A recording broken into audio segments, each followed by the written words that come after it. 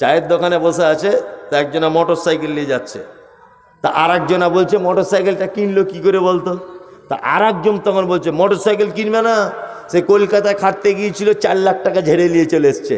শুনিসনি? বলছে না শুনিনি তো। তো ও যে 4 লাখ টাকা ঝেড়েছে তোমার বাপ দেখতে গিয়েছিল? তুমি চায়ের দোকানে কেন উল্টো পাল্টা বলতে গেলে মানুষের নামে? কেন তুমি এই কথা বলতে গেলে? যে 4 লাখ টাকা ঝেড়ে নিয়ে চলে এসছো, দেখতে গিয়েছিলে তুমি? একটা লোক 3 তলা বাড়ি করেছে, আল্লাহ দিয়েছে তাই করেছে। পাশের বাড়ির লোকটা বলছে এমনি করেছে, লেবার মিস্ত্রি ঝেড়ে ঝেড়ে করেছে। ও ঝেড়েছিল তোমার বাপ দেখতে গিয়েছিল? কেন তুমি আন্দাজে কথা বলতে গেলে? আল্লাহ তাআলা বলেন ইয়া আইয়ুহাল্লাযীনা আমানু, এই তোমরা যারা ঈমানের স্বীকৃতি প্রদানকারী শোনো, ইজতানিবু কাসীরাম মিনাজ-জান ইন্না বা'যাজ-জান ইসমুন, ধারণা করা থেকে বাঁচো, নিশ্চয়ই অধিক ধারণা বড় পাপ। অধিকাংশ ধারণা কি? পাপ।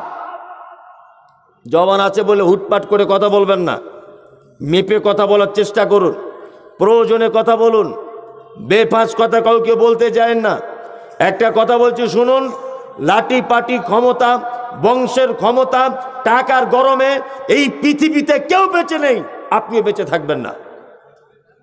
আপনারা জানেন ইতিহাস, আমাদের ঝাড়খণ্ড বেঙ্গলের অনেক মেয়ে স্বামীর একটুখানি ভালোবাসা না পাওয়ার কারণে ডিভোর্স হয়ে যাচ্ছে, কোর্টে মামলা চলছে, অশান্তি ঝগড়া হচ্ছে, হচ্ছে না?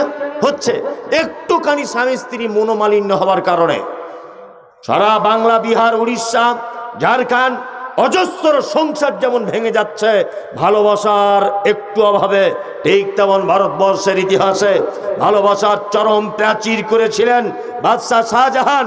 স্ত্রীর জন্য তাজমহল তৈরি করেছিলেন, তখনকার দিনের 8 কোটি টাকা খরচা করে তাজমহল বানিয়েছিলেন। বেঁচে আছে মমতাজ, বেঁচে আছে শাহজাহান।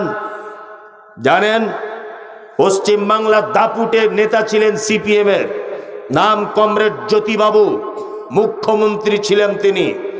হুঙ্কার এত ছিল, আপনারা জানেন কংগ্রেসের না কোন পার্টির একজন দাপুটে নেতা ছিল, ওই আপনার উত্তর দিনাজপুরে বাড়ি, তার নাম হচ্ছে প্রিয়রঞ্জন দাস মুন্সি।